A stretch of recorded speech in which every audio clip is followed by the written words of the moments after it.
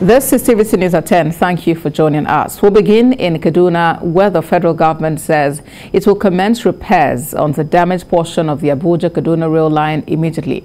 Not just that, the federal government is also considering recruiting locals as security officials at black spot areas along the route.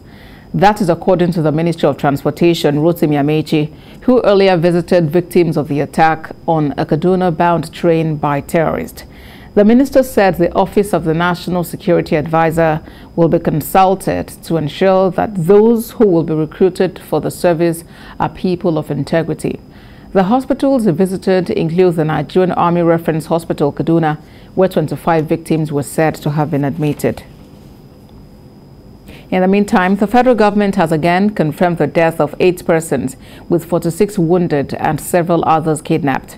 Earlier today, at the Federal Executive Council meeting led by President Muhammadu Buhari, a minute's silence was observed in honor of the victims of the terrorist attack on the train. The president has now ordered the military and security outfits to go after the terrorists, rescue all kidnapped passengers, and bring the terrorists to justice. The weekly virtual Federal Executive Council meeting started at 10 a.m. with the Secretary to the Government of the Federation, Boss Mustafa, confirming the number of casualties. Still on the incident, barely 2 days after, the Kaduna State Government has confirmed details of passengers on the Abuja-Kaduna train service AK9, which was attacked by terrorists on Monday. The manifest reveals that about 398 passengers bought tickets for the trip, but only 362 boarded the train through the recognized turnstile. The list does not include National Railway Corporation staff and security officials who were on board. Security agencies had earlier reported that 8 bodies were recovered and 26 persons injured during the attack. These counter earlier widely reported figures of 970 passengers being on the train.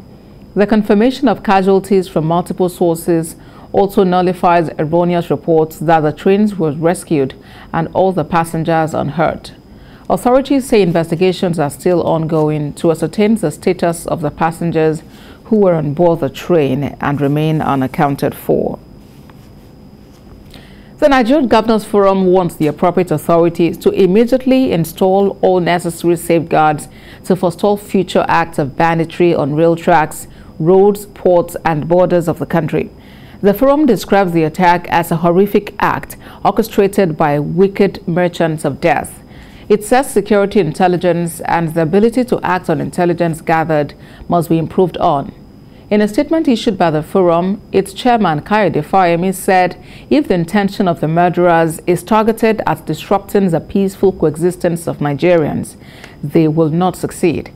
The forum commended the bravery of security forces in curtailing the magnitude of havoc the attack was intended to visit on innocent travelers and prayed that God grants those who lost their lives eternal peace and the injured speedy recovery. But just like the Nigeria Governors Forum calling on authorities to immediately install all necessary measures to forestall future acts of banditry on rail tracks, Senator Sheikh is also calling on government to take the war to the camp of the terrorists and take them out. Senator Sani, who was live on our news at 7, says the Kaduna, Niger-Abuja axis has become the operational base of the terrorists for a while now. The trains that are being used from Kaduna to Abuja don't have the sensors that will alert the drivers that there is any object ahead of them. For many months, terrorists have been using their cattle. They have been heading them towards the red track, but they have been crushed by the trains. Now they decided to use the improvised explosive devices, which led to what had happened today. And that axis between Kaduna and Niger and the outskirts of FCT has become the operational base of terrorists. And from Saturday, they have been launching attacks consistently. If you can recall, after the Saturday attack, then the Monday attack on the train. But before the Monday attack, the same group of terrorists, numbering over 300 on motorbikes, ransacked and sacked about 40 villages that are between Kaduna to Abuja. And displace thousands of people who move to a Jere town that is close to Abuja. And then they also launch attack on Gidan station 24 hours after. And they are also the same people that launch attack on Zuma Barak, that is in Suleja, Niger State. So the point is that our security forces, our defense apparatus are not taking the war to the camp of the terrorists and has made it easier for them to continue to operate. What I know that is going to happen is that most likely contacts will be established with the terrorists, ransom have to be paid for them to release the hostages, and then we still go back to the same cycle. So nobody is going to listen to what the government is going to say. You need to get your own words out of it. If they are interested in people not paying ransom, then they should go after the terrorists. Senator Sheikh Hassan speaking to TVC News on the news at 7. In Abuja, the meeting between the leadership of the House of Representatives and security chiefs over the recent security breaches in Kaduna State failed to hold on Wednesday.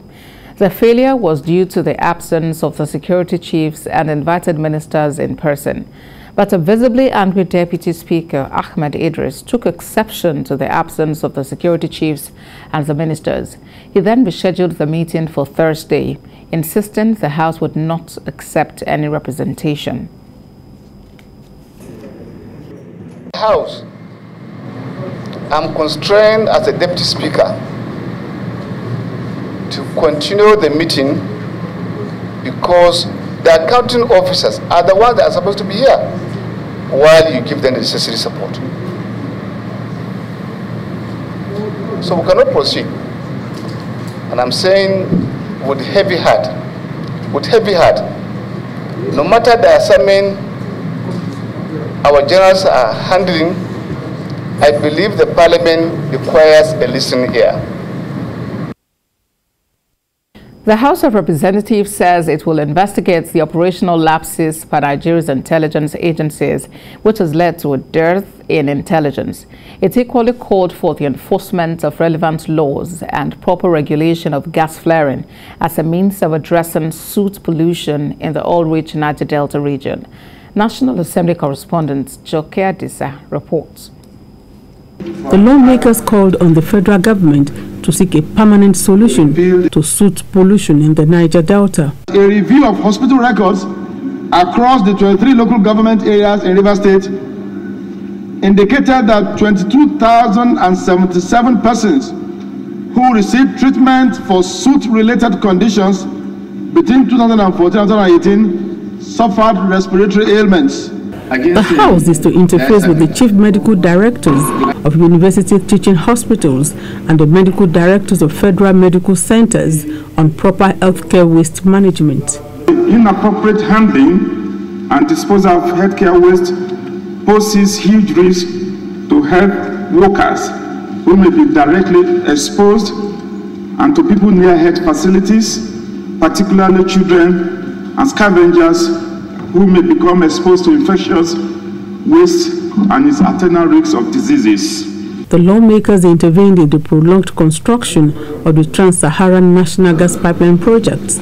They want the NNPC to provide reasons for the stalemate in the project since 2002.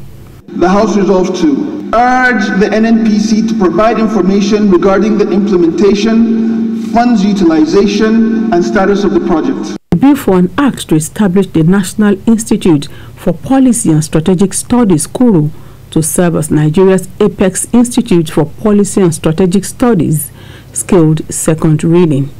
Sheikh, TVC News, Abuja. A conference of civil society groups and the military has ended in Abuja with a resolve to foster better cooperation between the security forces and the society. According to organizers, better cooperation will generate actionable intelligence needed to tackle the security challenges in the country. Defense correspondent Sifon Isien reports. It's 2 days after the Kaduna train attack, and there's a dire need for better security in the country. This group in Abuja is emphatic that improved cooperation between security forces and members of the society is a better option in tackling the security challenges the country is faced with.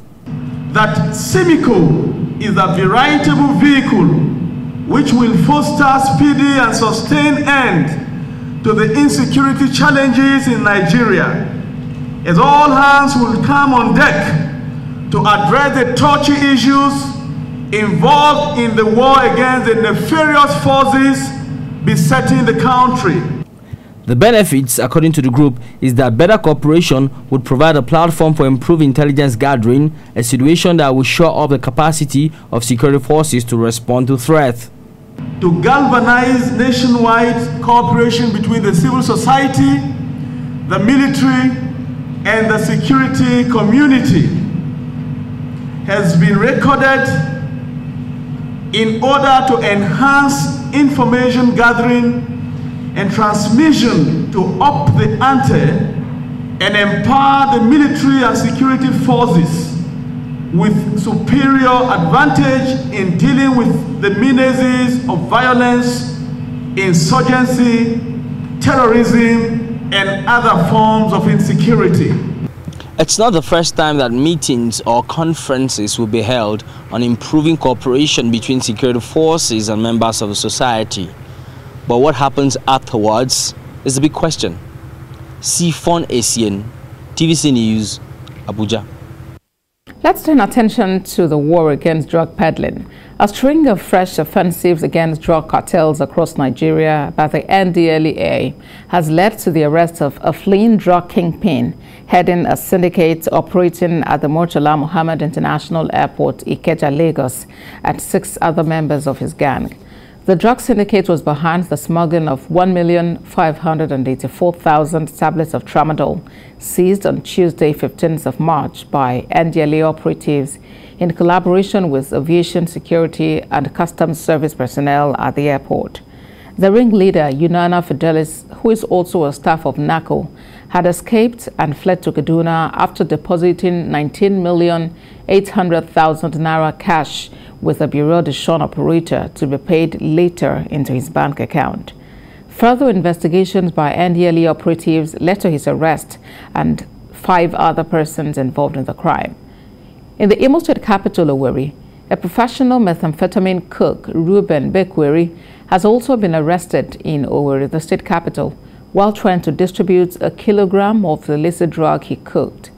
And in Ado-Ekiti, narcotic officers arrested a 42-year-old lawyer, Mayowa Oluwani Shomo, in the state capital, following credible intelligence that he deals in psychotropic substances. A total of 11,570 tablets of tramadol, weighing 7.3 kilograms, were recovered from him when his residence was searched.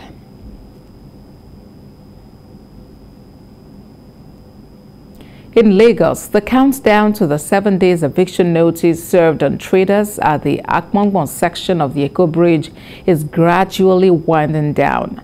But the traders are still appealing with the state government to come up with an alternative spot for them. Sarah Ayeku reports on that. But after that, we'll have some other stories, including Chairman, All Progressives Congress, Caretaker Extraordinary Convention Planning Committee, Governor Mai Malabuni, formally handing over to the newly elected officials of the APC. Less than 24 hours to the expiration of a 7-day ultimatum, traders have shelved days of protest to remove their goods and property around and under the Akmongbon section of Eco Bridge. The fire incident, which erupted at about 2 a.m. last Wednesday, reduced a once busy market to ashes. Traders looking lost, some are standing around the debris, uncertain of what the future holds. It's a race against time. In the midst of the chaos, one of them tell me, they are coming tomorrow. We don't have much time. If they meet us here, they will take everything. On Monday, during the government inspection of the damage on the Eco Bridge, traders drawn from 6 market associations had tried appealing to the government to rescind the ultimatum, but that didn't seem to work. Stationed under the bridge is an army vehicle and personnel on hand to enforce the directive. We are ready to obey them. There's nothing we can do. Nobody is more than the government. We have no power. We just have to obey them and remove all the containers. So, and that's what you can see we are doing now. There's no space on the Lagos Island that they can provide for all those people here. But we just have to obey them. The laws comes first before any other thing. So we just have to obey them. There's nothing we can do. So we are still appealing. They can still reconsider us. That's why we are doing all this. It's not as if we are saying we don't agree. We don't agree, we don't accept. But we are appealing to them to please consider us. The Eco Bridge has since been shut, with motorists along the Third Mainland Bridge and adjoining bridges having to spend longer hours in traffic. The 7-day ultimatum was given to all traders and illegal occupants under the bridges in Lagos and other parts of Nigeria. But it remains to be seen whether, while Akpongbo Ibutero is cleared, will the government go ahead to enforce this order in other affected areas. Sarah Yeku, TVC News, Lagos. Let's talk a bit of politics. The newly elected National Chairman of the All Progressives Congress, Abdullahi Adamu, has taken over from his predecessor. The 7th senator, who is a supporter of President Muhammadu Buhari, was a former governor of Nasarawa State. Earlier today, Mr. Adamu received the mantle of leadership from the former chairman, Mai Mala Buni, at the party's headquarters. Habida Lawal has more. After several postponements, the APC last weekend held its elective national convention at Eagle Square in Abuja. At the end of the exercise, 77 national officers emerged, with Abdullahi Adamu becoming the national chairman of the party, while Iyola Omishori was elected as the national secretary. Majority of them were elected through a consensus list adopted by President Muhammadu Buhari, governors and other leaders of the party. Of the 36 offices in the NWC, only 5 were contested, while the rest emerged through consensus. Newly elected National Chairman of the All Progressives Congress, Abdullahi Adamu, has been officially handed the leadership of the party. He urged other executive members to imbibe the virtue of loyalty to the party. Failure is not going to be in our vocabulary from today.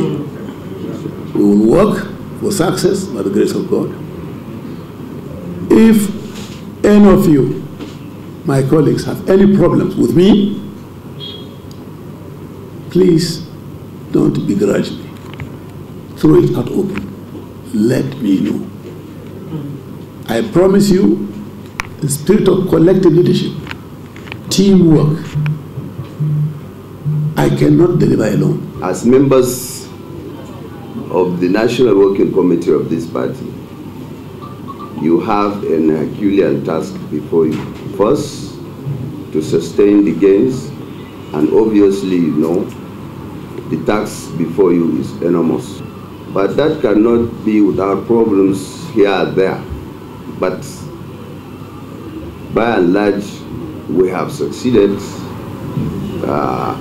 We can say we have recorded 70% success. Governor of Yobe State, Mai Mala Buni, who has been at the helm of the party affairs for about 22 months, handed over today. Mai Mala Buni had faced some challenges as the chairman caretaker extraordinary convention planning committee of the party in the last few months. The new leadership says it will effect lasting reconciliation among members so as to go into the general election, a united house. Habida Lawal, TVC News, Abuja. Away from that, the Katsina State Governor Aminu Bello Masari has flagged off the distribution of access to care cards to over 32,000 enrollees under the state's contributory health care plan for the vulnerable groups across the state. This will now enable them access healthcare services under the Basic Healthcare Provision Fund program of the federal government. Abdulatif Yusuf reports. Many states are making efforts to establish universal basic health care for all its citizens. This has prompted them to take advantage of health programs initiated by the federal government in order to improve quality health care services to the people. Majority of the states have also effected the requisite reforms being propagated by the World Health Organization to set global minimum standards for countries to follow. The long-awaited Access to Care for Vulnerable Groups program has now commenced fully with the issuance of access cards to 32,000 individuals captured under this segment of the state health insurance scheme. The pregnant women, the children under 5, the aged, the disabled are all targeted into this program. And this program has a wider range of coverage.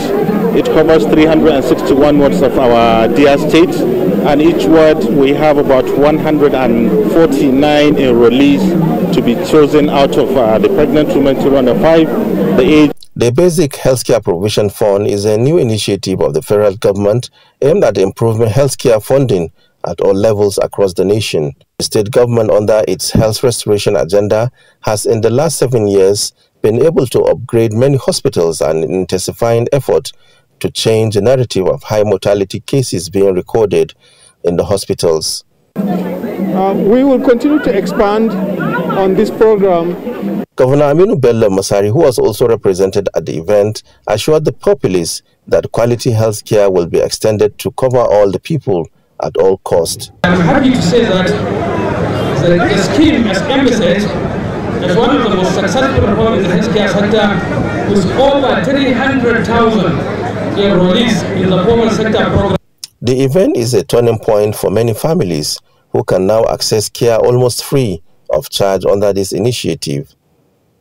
Abdulatif Yusuf, TVC News, Kaduna.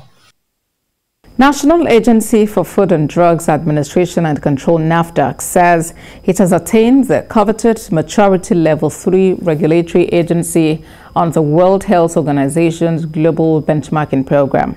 This makes it the 3rd country on the African continent to be on this level. Director General of the agency, Mojisola Adeyeye, made the disclosure to journalists in Abuja. Kemi Balogun has details.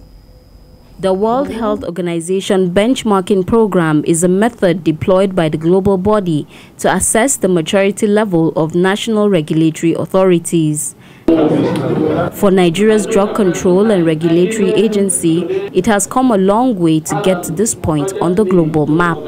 In June 2019, WHO came to NAFDAC physically to start the benchmarking process, and out of the 868 recommendations, we were able to make over 600, and we had 147 left. They told us that we have attained maturity level 3.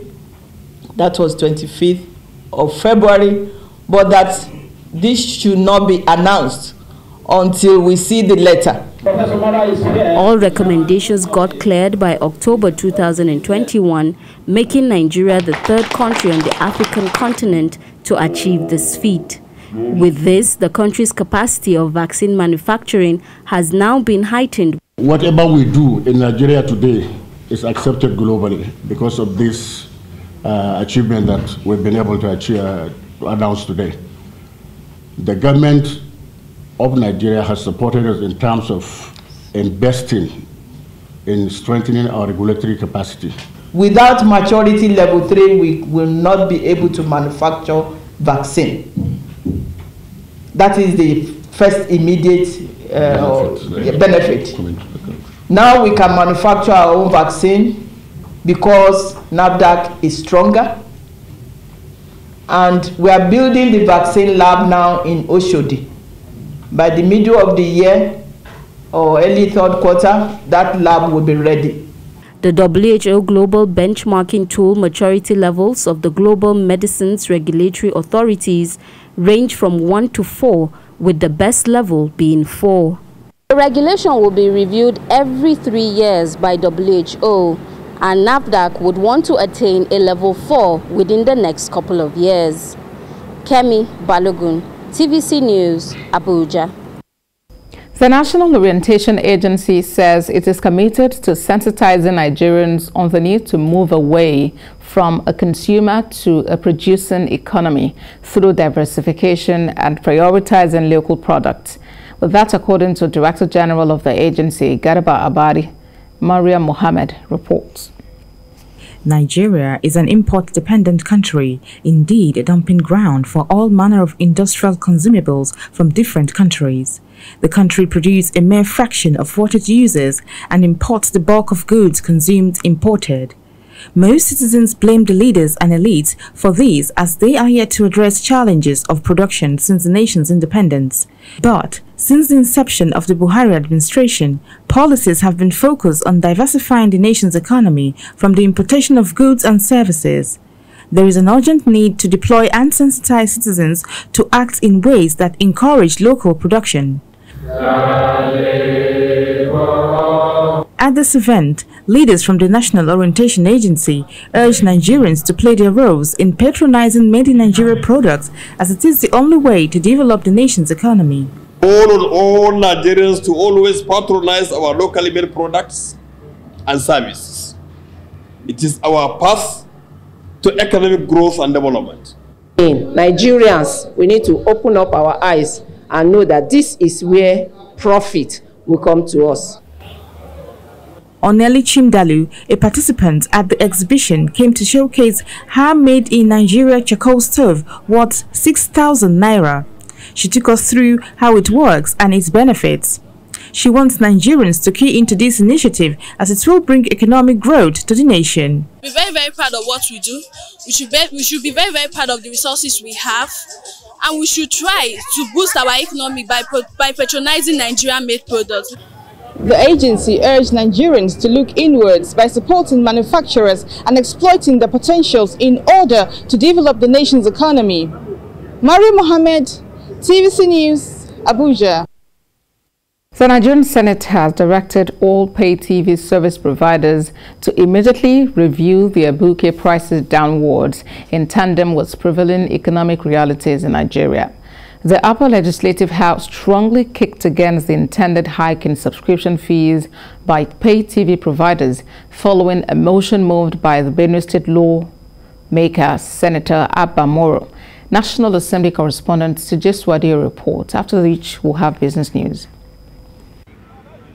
Nigeria currently faces harsh economic challenges, and the impact is felt on a daily basis. Prices of commodities and services are on a rapid increase, and Nigerians are finding it difficult to keep up. Recently, a pay TV provider, MultiChoice Nigeria, announced an increase of about 13.3% in its subscription fees. This has led to an uproar among its subscribers, as they complain that the hike has become a regular occurrence with no tangible reasons ever given to justify the hikes. Now the Senate is adding its voice to the matter and urging the pay TV providers to be more sensitive to the plight of their customers. MultiChoice has again raised the cost of its DSTV and GoTV bundles, stating them as follows. DSTV Premium 21,000. DSTV Compact Plus 14,250. Compact 9,000. There's no regulation at all. These people increase the fees payable on this service at reckless abandon. They do that whenever they like, without considering the service, the quality of service they're providing to Nigerians. I support that, their fees or whatever, should be scaled downward, and at the same time, there should be a surcharge to make sure that Nigerians also benefit in another way. The Senate has constituted a 7-man ad hoc committee to carry out a comprehensive investigation into how other countries are billed by the pay TV service providers. All these things that we have listed, Ministry of Communications, NCC and so on to do, I think we should investigate them. They should also come to our committee, as well as the operators. Let's, at the end of the day, be able to say this is the kind of pay system that Nigerians should pay. Nigerians may soon heave a sigh of relief over the hike in pay TV tariff that has gotten the attention of lawmakers. Pay TV providers will soon be forced to introduce a pay-per-view model of subscription as against the month-to-month prepaid model currently in place. From the National Assembly, TVC News, Abuja.